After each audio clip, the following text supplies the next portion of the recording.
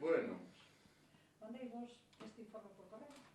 No, porque, bueno, por lo visto aquí estaba un centro de primaria. Sí, aquí había un centro de primaria, bueno, pois entre que non hai cartos nin para, bueno, cousas... Pagar os salarios. Os salarios, etc. En definitiva, bueno, saber un pouco cal é a situación para poder ter, non sei, a ver, a información que temos, bueno, pois era que queríamos contrastar contigo, non? Porque non falo por boca de ninguna administración, porque ao fin e ao cabo, pero bueno, si falei complicado. Que se pode facer? Bueno, pois ver cal é a posibilidade e capacidade, non?